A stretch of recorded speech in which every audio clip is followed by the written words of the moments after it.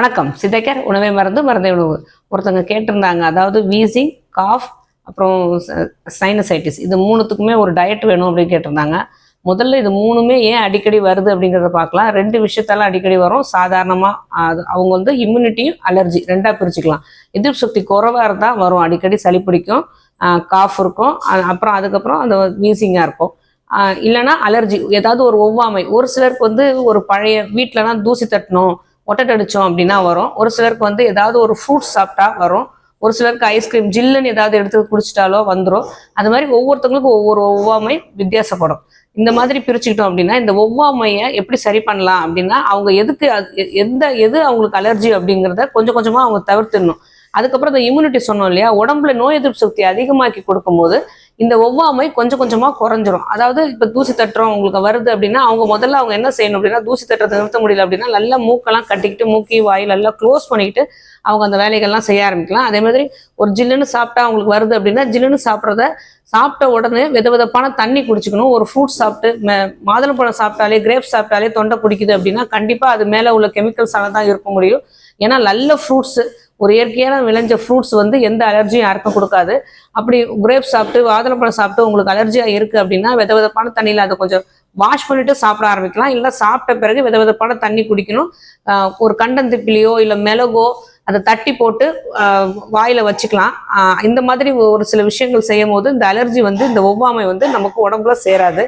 அதே மாதிரி நோய் எதிர்ப்பு சக்தி அதிகமாகணும் அப்படின்னா நீங்க கண்டிப்பா சித்த மருத்துவரை அணுகி அந்த நோய் எதிர்ப்பு சக்தியை அதிகமாக்கிக்கிட்டோம் அப்படின்னா இந்த வீசிங், காஃப், சீஸ் இது எல்லாத்துக்குமே ஒரு நல்ல ரெமடியா அமையும். உங்களுக்கு டயட் என்ன பண்ணலாம் அப்படின்னா, கண்டிப்பா உங்க சாப்பாட்டுல திப்பிலி, சுக்கு, மிளகு இதை மூணுத்தையும் நீங்க தொடர்ந்து எடுத்துக்கிட்டே வரணும். ஏதாவது ஒரு ரூபத்துல.